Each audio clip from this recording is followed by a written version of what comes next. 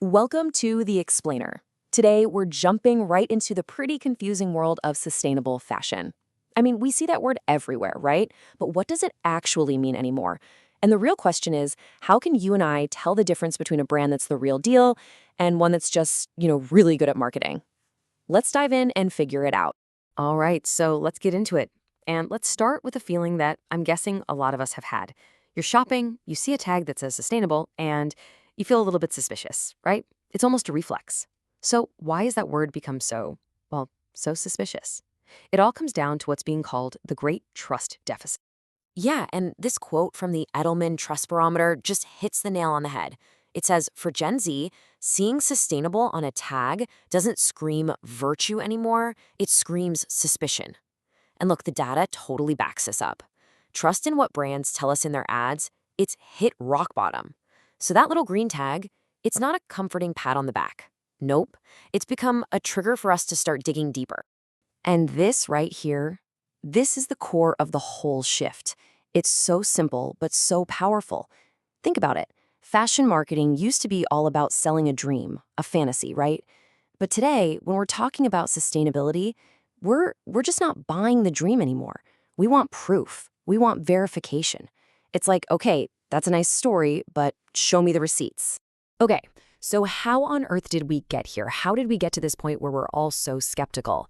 Well, to really get it, we need to take a quick look back at how green marketing in fashion has changed over the years. And believe me, it has been quite a ride. This whole thing has kind of happened in three big phases. So first, you had what we can call the halo effect era. You know the type. A brand would launch this teeny tiny eco collection, right? And the whole point was just to make the other 95% of their business look good by association. Then we moved into the zero era. This was all about these massive far-off promises like net zero by 2030, which, let's be honest, often felt like a way to just kick the can down the road.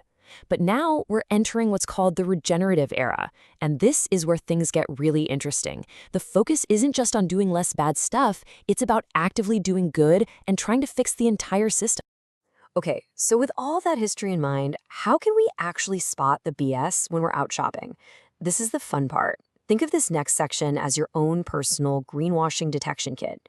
We're going to break down the biggest red flags you need to look out for. All right, tactic number one, and this is by far the most common one, vague terminology. We're talking about all those appealing, feel-good words that, well, they don't have any real legal or scientific definition. They are literally designed to make you feel good about a purchase without the brand having to prove a single thing. And here they are, the usual suspects: eco-friendly, green, natural, conscious, ethical. Come on, you've seen these everywhere, right?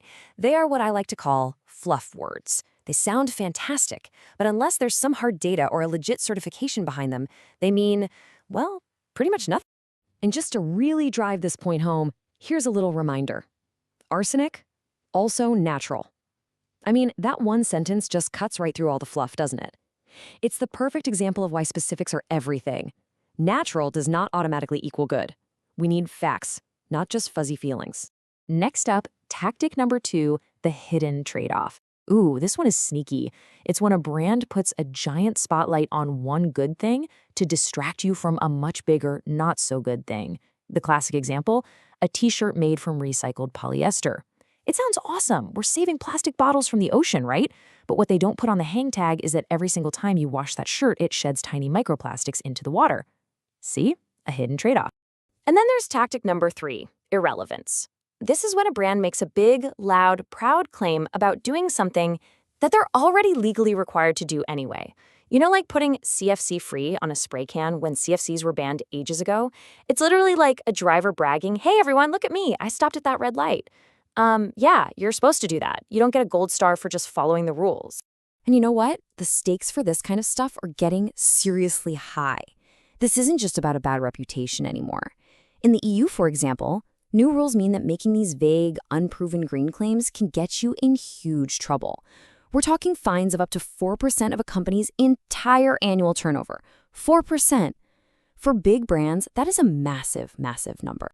Okay, so we've been through the problem, we've seen all the sneaky tactics. It's a bit of a minefield, right?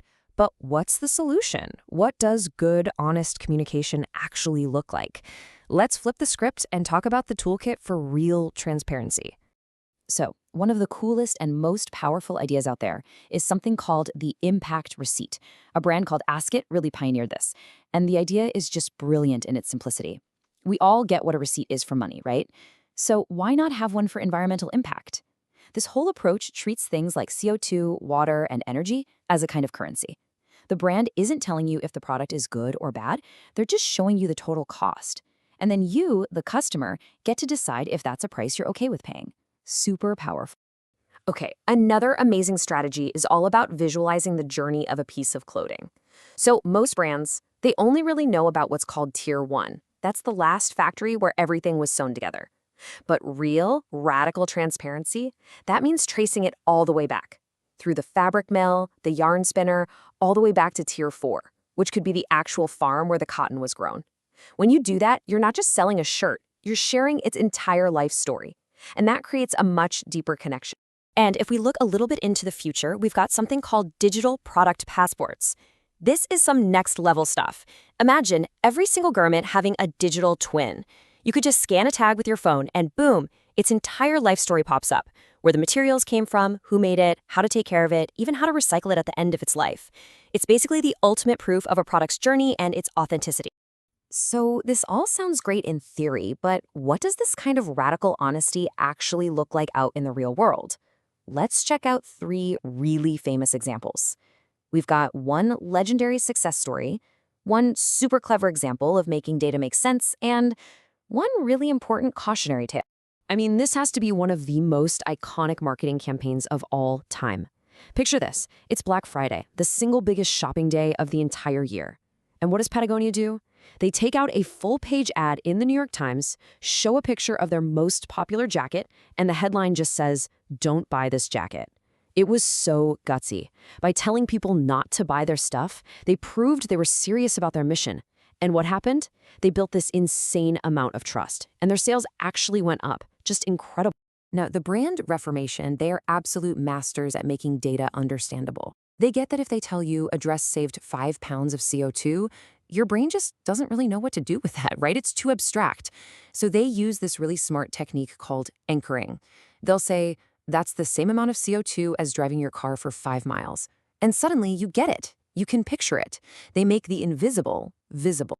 And finally, let's look at a cautionary tale, this one involving H&M. They got into some hot water over a sustainability scoring system they created. Here was the problem. They were using global average data to score a specific product, instead of using data from the actual factory where that product was made. And why is that a big deal? Well, because one factory might have amazing environmental standards and another one down the road could be a huge polluter. It's a huge lesson. Real transparency needs to be specific. You can't just use vague, average data to make a specific claim. That's a textbook example of greenwashing. So after all of that, the history, the shady tactics, the cool new tools, it really all boils down to this one single massive question. And it's a question for everyone, for the brands, for the marketers, and honestly, for us too. How do we tell the real, messy, complicated story of how our clothes are made without lying, without being boring, and as we've seen, without getting sued? I mean, that's the billion-dollar question right there. And the brands that figure out the answer to that, well, they're the ones who are going to own the future of fashion.